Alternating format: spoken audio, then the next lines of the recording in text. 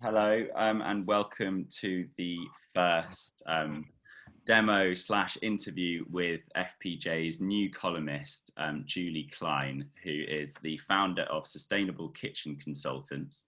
And I'm pleased to be joined with her now from her home in Southeast London.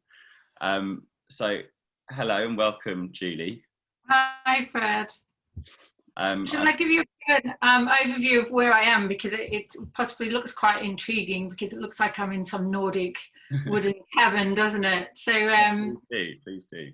Yeah, so this is a garden room in my garden, as you said, in my house in Southeast London. And it was set up as an office prior to the first lockdown. But I didn't use it that much, and I did have some kitchen equipment out here and did some photography every now and then, but it's really come into its own space, as you can appreciate, with the lockdown, and this has been the scene of many an Instagram Live and Zoom and video recipe making sessions, so it's been fantastic actually. So it is a shed that we've kind of pimped. And you know, put a window at the back. I've got a fridge freezer, I've got a portable hob, I've got a little oven behind me, so it's a great self-contained space, and yeah, it's been lots of fun working here. What kind of dishes have you been making then during lockdown? Oh gosh, out here or just in general? I mean, out there, what kind of demos have you been doing? Yeah, well, so I do a couple of, I work with a number of cookery schools. So I've done some vegan cooking classes, some healthy cooking classes. I've also recently done some work with the Vegan Society doing a series on live vegan for less. So focusing on affordable meals using staples like lentils, oats, chickpeas, so I've done quite a lot of that. I've made fermented leeks because I've been working with the British leek growers as their leek ambassador, so all sorts of stuff actually. So yeah, it's endless, which is fun. And I understand later in this conversation you're going to be showing us a recipe. What are you going to be making? Yeah, so I have created a what I call a zero waste pizza. I've used leeks and buckwheat flour in the base. So you might have heard people making cauliflower-based pizzas. I've used leeks and it's come out really well. And I've used some tomatoes, and I'm going to talk everyone through how to get the most out of tomatoes, because there's so many things that you can do with them to use the whole part of the tomato, including actually the vine. So we'll talk about that. I know that you've got your tomato conference coming up, haven't you? So I thought that would be quite relevant for your readers. So shall I just give a bit of an intro as to what the column's about and a bit about that would be great. But yeah, because as I say, in our upcoming issue of the magazine, which is actually our avocado special, Julie's first column will be featured. It's called Healthy Profits. So it's on connecting fresh produce with health and wellness. So what kind of insights are you looking to impart to our readers? Yeah, sure. So perhaps I'll just give a brief overview of what my company, Sustainable Kitchen Consultants, is. So effectively, we are a team of chefs, but chefs with a difference. So we're all nutrition trained, and we're all naturopathic chefs. So we trained at the College of Naturopathic Medicine. So our focus is very much working with natural ingredients, working with the environment, so seasonality, and also around health as well. So we specialize in plant-based cooking, although we do cooking with animal products as well, but not so much. More the focus is around sustainable food. And so if we do use animal products, it's less is more, to try and reduce the amount of animal products that we use. And we also do free from cooking, so free from allergens, etc. as well. And we all have commercial kitchen experience, and we also have business experience as well. And we work with any business really that is along the food supply chain, so from food service to fresh produce to brands, and then also independent retail. Because fundamentally, when you think about any food business across the food supply chain, there are two dominant things that any customer wants to know about, whether that's a consumer or business customer. They want to know where a product's come from, how it's been produced, the impact on the environment, and they also definitely, consumers even more so, want to know about the health properties of that product. So previously, I guess you could say that there was two broad categories of customers, right?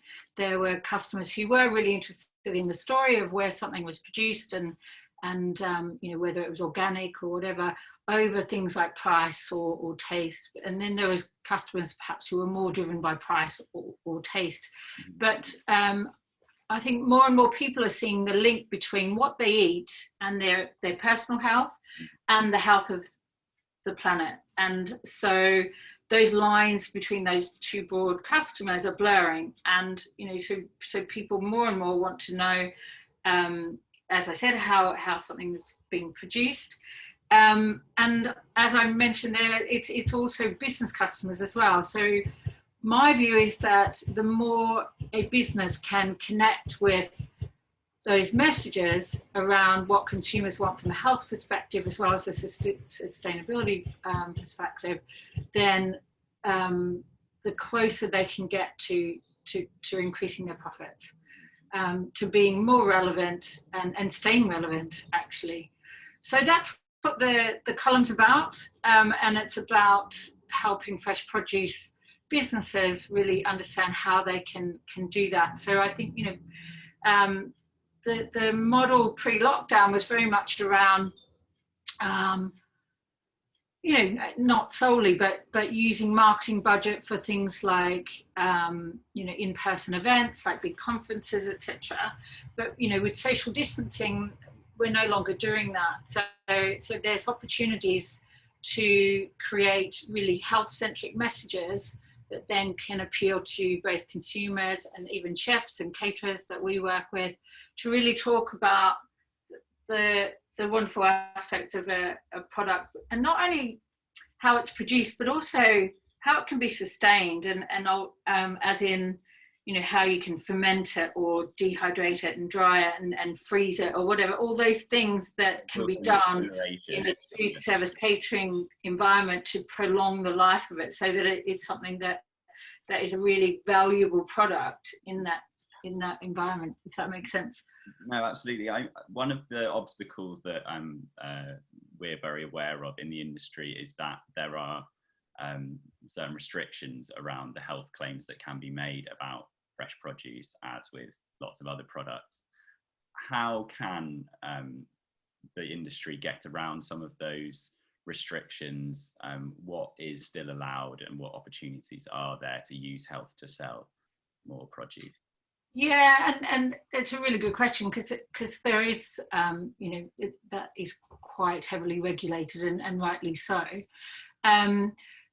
My advice on that is to stick with what is already on things like nutritional labels. So, for example, tomatoes are really rich in vitamin C, vitamin A, vitamin K, for example. And so if you stick with, you know, what the percentage of that is in terms of 100 grams of tomatoes, then, you know, you're not making any health claim, you're just stating what is already known about the composition of that product.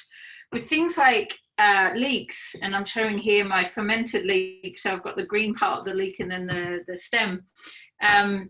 So they contain a fantastic prebiotic called inulin, which is really good for gut health. And so a lot of the work that I've just recently done with the British leek growers was to really bring out those messages around how it is a great prebiotic. Now, there are some health claims associated with inulin, and there's more and more awareness, like as in registered ones, there's more and more awareness of inulin.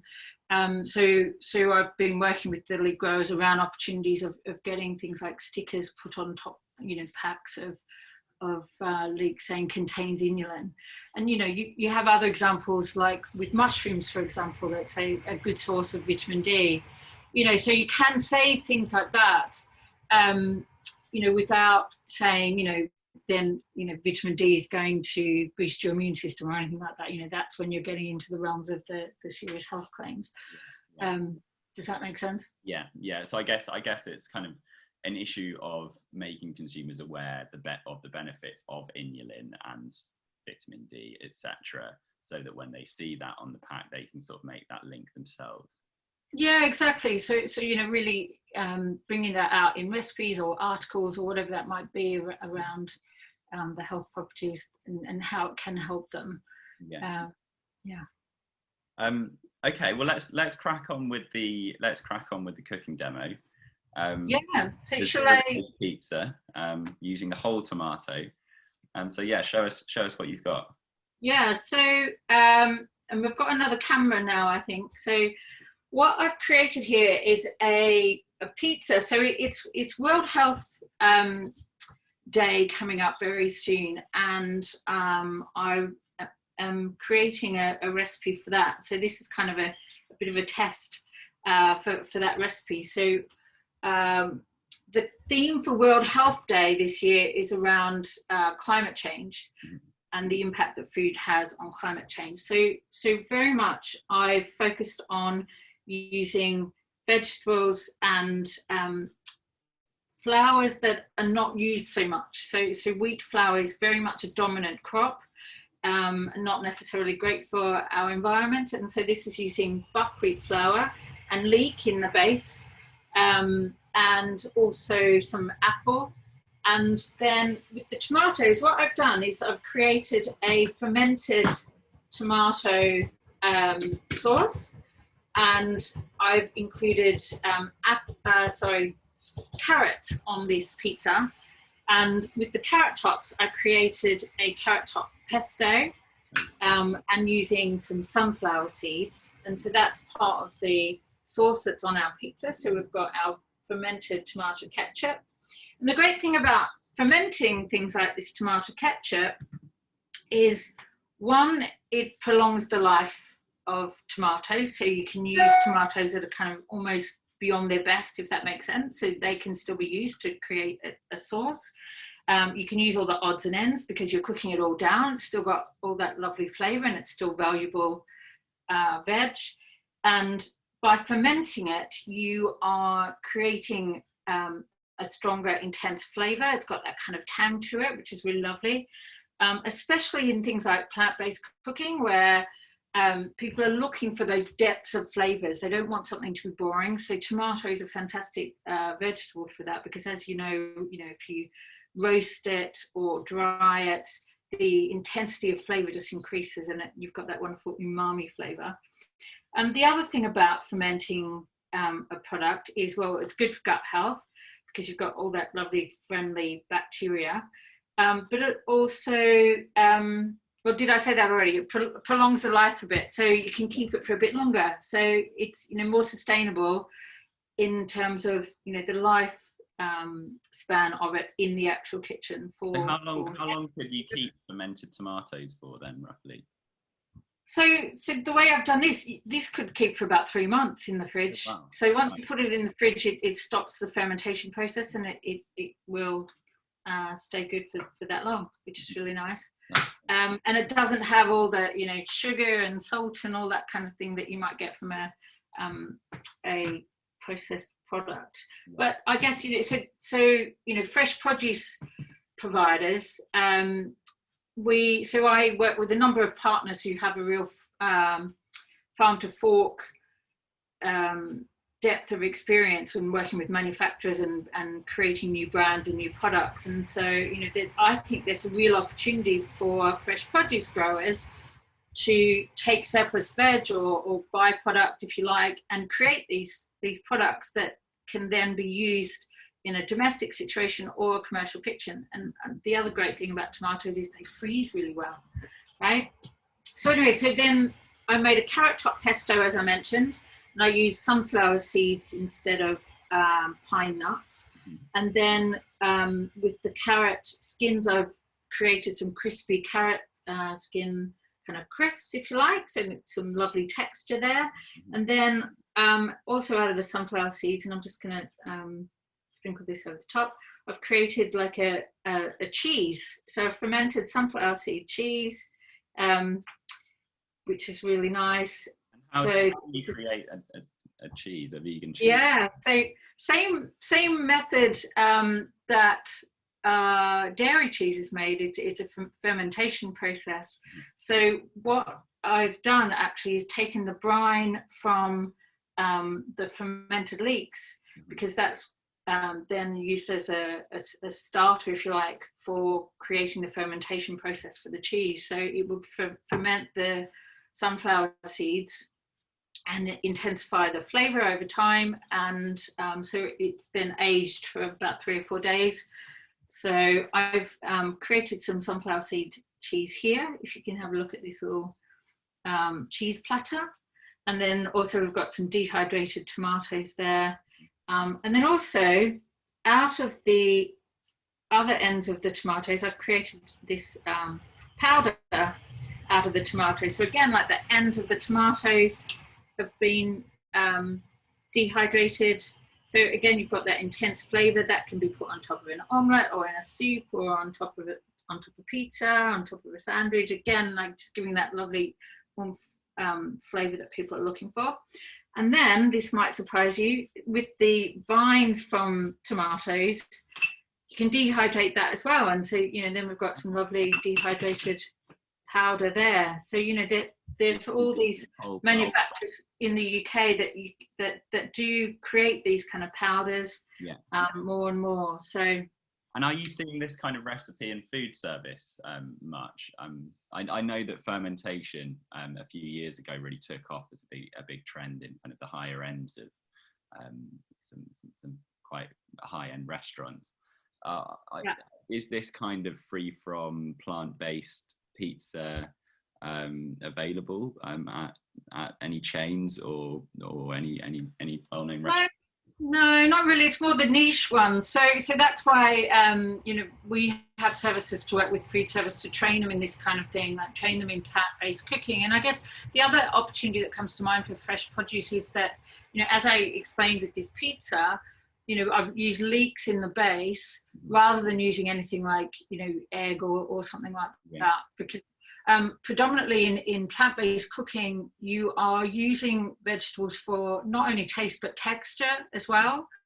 And so that, to me, you know, it just increases the value of fresh produce again, right? So the more fresh produce providers understand how their veg is used in you know, the latest kind of cooking techniques, then the better they can understand the value that it offers. So did I answer your question? So it isn't really happening in food service, not on scale, on more niche, in more niche places for sure. And that's why we want to work with more and more, you know, food service chefs and teams and catering teams.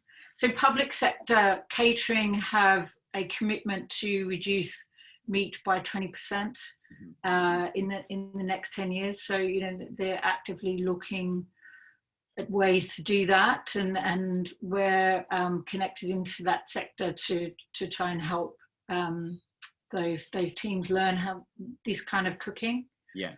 So again, you know, real opportunity to promote your product in a way that tells the story to a chef of how they can use it in that environment. And you talked about fermentation, for example. Are there any other trends that we should look out for in plant-based cooking that chefs will be using, or that will become popular in home cooking, perhaps? Yeah, I think definitely there's more of a move to clean label, and by that what I mean is, you know, I mean, we've all heard of and maybe even tried some of these, you know, really innovative products like Impossible Burger, etc. And they're really tasty. I have tasted some of them, but a lot of them can be quite highly processed.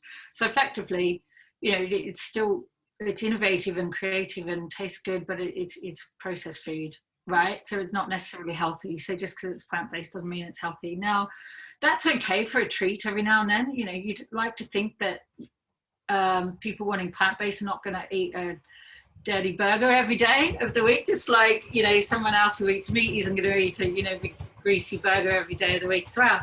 So that's fine as a little treat, but the consumers are wanting more clean, whole plant-based foods that are healthier for them.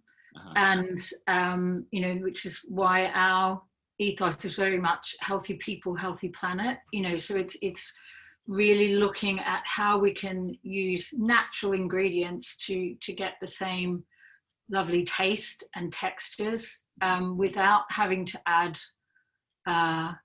you know, all the stabilizers, etc. And you know, it's difficult because I guess, you know, there has to be a balance between a product being able to be stable at say an ambient temperature and stored on a shelf or something, or have a certain life as a product. But I really think, you know, as I've shown here with some of these ingredients, and so whilst I've made this in a domestic environment, I really think there's an opportunity for fresh produce people to understand how they can produce something like this on a mass scale for that catering environment. And yeah, no, and I think that's great to see, because I think while there has been a big proliferation in vegan, plant-based, free from products in the last couple of years, especially, a lot of them seem to be quite heavily soy-based. Yeah, which are allergens. Yeah, and which has its own issues. Yeah, it's nice to see fresh produce being used as the kind of core ingredients. Totally. So, you know, so a lot of them either have soy or wheat or gluten or nuts, which are all allergens. So you then, you know, you're reducing the amount of people who can eat them already. And you know, so previously consumers wanted to know that there was no animal products in a product, and that was mostly their main driver. But now they want to know that there's no animal products plus what else is in there. Because you know, is it going to help me, my health, but also, you know, they don't want to eat something highly processed. So there is a big move to clean label. And so I guess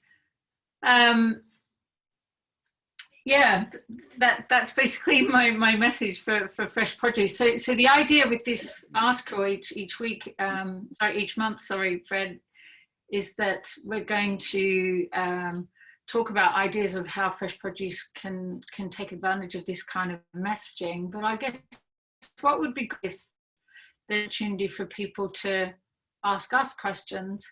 And even if they want us to create something with their produce. I mean, that would be great. It would be great to hear from readers about how they what products they would like gain inspiration for, and what information they can receive about making the most out of the kind of health-based marketing opportunities that exist. So I'm gonna leave it there. I'm looking forward to the next instalment of the column and the next recipe, and I'll leave you to enjoy that delicious looking pizza, which I'm really looking forward to it. Glad that I'm not going to get the opportunity to try, but you'll have to let me know how it is. Yeah, it's really good. All right, thanks a lot, Fred. Okay. Thanks, soon. See you soon. Bye bye.